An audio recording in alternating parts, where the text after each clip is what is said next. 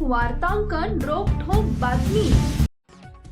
तब्बल 103 वर्ष जुना ब्रिटिशकालीन पूल पाडून त्या ठिकाणी नवीन उभारण्यात येत आहे।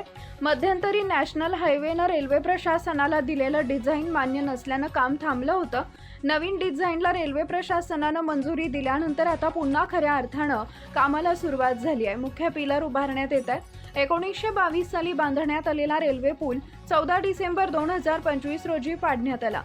रेल्वे पूल हटवल्यानंतर पुन्हा याच जागी सुमारे 35 कोटी रुपये खर्च करून नवीन पूल उभारण्यात येणार आहे। डिसेंबर 2026 पर्यंत पुलाचं काम होणं अपेक्षित आहे। मात्र मध्यंतरी नॅशनल हायवेनं तयार केलेलं डिझाईन रेल्वे प्रशासनानं अमान्य केलं होतं, त्यामुळे काम थांबवण्यात आले होते। वर्षभराचा कालावधी असलेलं हे काम डिझाईन मान्य नसल्यानं 2 महिने रखडले होते।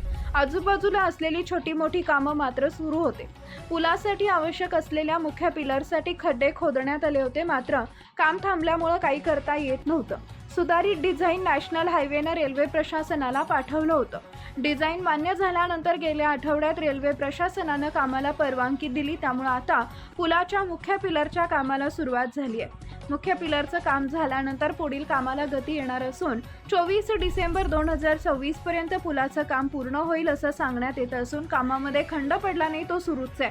पिलरच्या कामाला प्रामुख्यानं सुरुवात झाली आहे। पुढील काळात कामाला गती येईल आणि निर्धारित वेळेमध्ये पुलाचे काम पूर्ण होईल असं प्रशासनाचं म्हणणं आहे। महाराष्ट्रातील महत्त्वाच्या आणि ताज्या बातम्या पाहण्यासाठी आमच्या जय हो न्यूज चॅनलला सबस्क्राईब करा आणि बेल आयकॉन प्रेस करा।